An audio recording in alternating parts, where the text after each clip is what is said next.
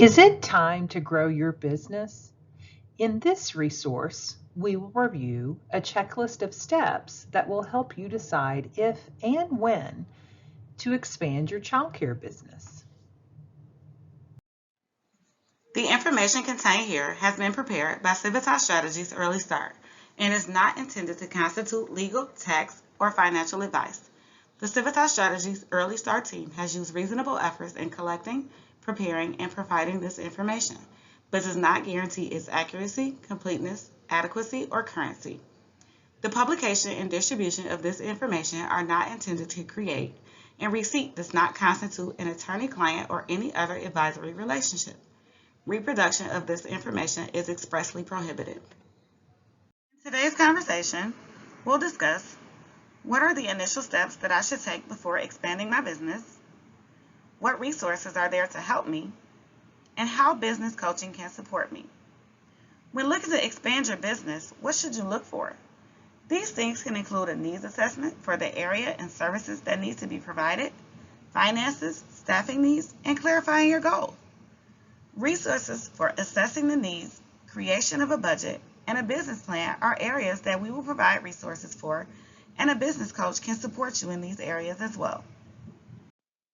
Expanding your childcare business can be a great strategy for the long term that builds productivity, brings in more revenue, and most importantly, brings quality childcare to more children. However, attempting to grow your business before you have taken the steps needed to support this growth can be intimidating and cause problems that you are not prepared for.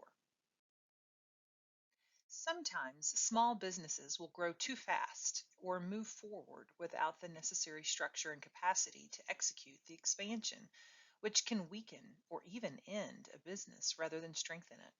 As such, if you are thinking about growing your business, we recommend you first run through these 5 steps to determine if and when you are ready to expand. These steps were created using decades of experience from multiple childcare business experts around the nation and will help you take the next steps you need to sustainably expand your business. Let's look at the 5 steps to expansion planning. Step 1, assess your demand. It is important to know that your childcare business will have the demand needed to support your growth. Step 2, consider your staffing needs. Think about the staffing needs your business will require when you expand. Step 3, develop a clear picture of your finances. What does a clear financial future look like for your business? Step 4, create a business plan. Outlining your goals through the development of your business plan helps you have a clear understanding and projected timeline for your growth. Step 5, access capital to support that growth. We will dig into each of these a little more over the next few slides.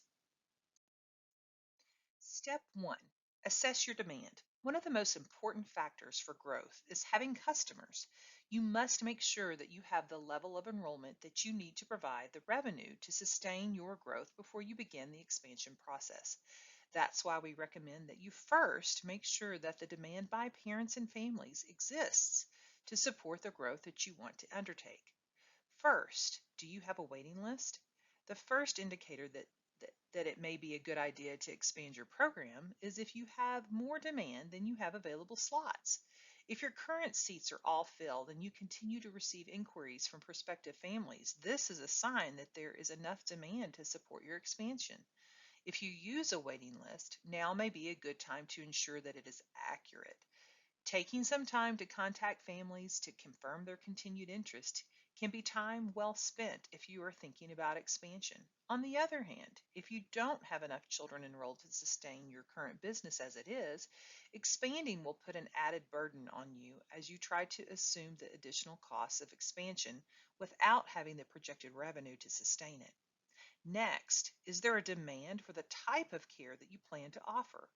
While a wait list will give you a good assessment of demand, it may not tell the full story of the type of services that are in demand. Be sure to talk with your current families to better understand if they would be willing to be a part of your expanded childcare program. For example, perhaps you are adding slots at your current facility and could easily fill these slots using your existing waiting list.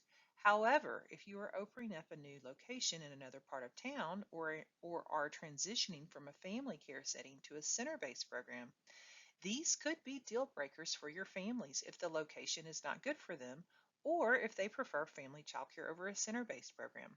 For this reason, it's important not to assume that a wait list equals instant revenue.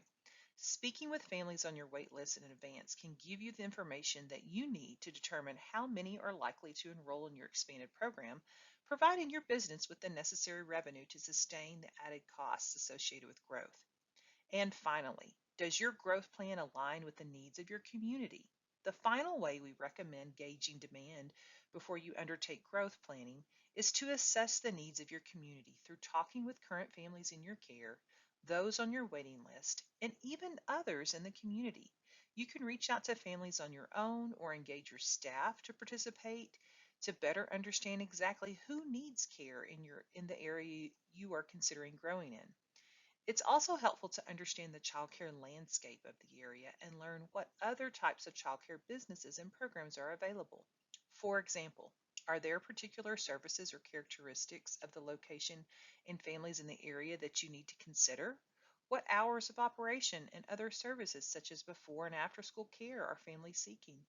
What about the ages of the children that you plan to serve? Ensuring that your growth plan aligns with the needs of the community in which you wish to grow will to get will help to give your expanded business the greatest chance of success. Due to the immediate impact on anticipated revenue or lack thereof, understanding the level and type of demand in your area is a critical step that should be done before undertaking any other growth planning. This understanding can help give you a picture of your potential financial situation and give you an idea of whether or not you're ready to grow. If you find that you do not have enough families on board to support an expansion, then you will want to work on reaching full enrollment at your current childcare business through marketing strategies. Similar to prospective families, you will want to hire at least some of the staff that you will need to support your expansion before you begin implementing your growth plan. It is important to think about lining up your staff in advance, as a lack of staff can be just as dangerous to your childcare business as a lack of demand among families in your area when you are trying to expand. To begin, start with conversations with your existing employees about their interest in a new location if you are adding one, or people they know who might be interested in working in your program.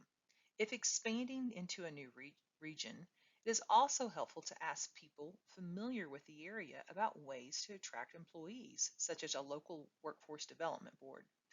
You do not need every position filled before you start to grow, but you should have a solid idea of what your staffing needs are going to be and a plan for how to secure that talent. You will also want to consider the costs of hiring staff early. Typically, you need to hire staff before you have the revenue to fully cover their costs. This will be something to consider in step 3 in your budget. You might also want to consider some ways to recruit and attract high quality staff to ensure that you have a group of qualified candidates to choose from. Make sure that you are realistic about your staffing needs and your ability to attract and retain employees. Step 3. Develop a clear picture of your finances. Some childcare providers see an opportunity to expand their business and do not realize their current business is actually not in a stable enough financial situation to support the added costs associated with growth. If a provider attempts to grow their business when they are not in a solid financial position, this can result in so much pressure on their business to generate revenue that it can damage their childcare business in the process or even put the childcare provider out of business. Accordingly, if you do not already have one, ensure that you have a budget for the current year to guide your growth and planning. You should then build off of this information to ensure that you have a clear picture of your financial health by developing a cash flow forecast for the next 6 to 12 months. The difference between your cash flow and budget is important. A budget will tell you how much you think you are going to spend and how much you are spending over a year, while your cash flow tells you how much money you have coming in and how much you have going out every month. Having adequate cash flow is essential for business startups. For many new site expansions, there is a lot of money put out up front, including personnel costs like those staff mentioned previously, supplies, marketing, furniture, and any renovations. These expenses occur before you even begin to enroll children and certainly before you reach the program's full enrollment potential. You must have enough cash to float your business until you can at least break even. Money is the lifeblood of any business, and as such, making sure you are financially sound is critical before you undertake any growth. This will let you know how much you plan to spend and how much you are making, so you have a sense of how much money you then have to invest in potential growth. Let's look closer at the differences between a budget and cash flow. Assume for the first 6 months of the year, a provider has a budget with $12,000 in revenue and $8,000 in expenses. As shown here, things look good. At the end of the 6 months, this provider will have $4,000 left in profit. But let's take a look at the cash flow for this same time period. When we look at the revenue and cash flow, we see that this provider is getting reimbursed for a subsidy, and there's a delay of about 60 days. So her revenue doesn't start coming in until March. In the meantime, her expenses are the same every month. Does she end up with $4,000 in profit at the end of the 6 months? Yes. But for those 2 months, she's in debt and may be out of business because she can't pay her bills. No matter how much support you get in expanding your business, it's going to cost additional money in some way, either through loan payments or investing your own capital into the business directly. You should be aware of how much you are spending versus how much you are taking in per month so you can understand if this additional burden is going to be one that you can accept or one that might be devastating. Step 4, create a business plan. Your next step is to create a business plan. There are many different types of business plans available, but we recommend you use a simple business plan that provides the most essential elements. Whether you use a simple format or any other, it is critical that you have a game plan for your growth and make sure that you have a keen understanding and projected timeline of 1, what it is that you plan to undertake, 2, how you are going to line up the families and children that you need to bring in the revenue. 3, if you have the staff on hand to make this a success. And 4, that you have all of the facility permits and licenses needed to open for business on time.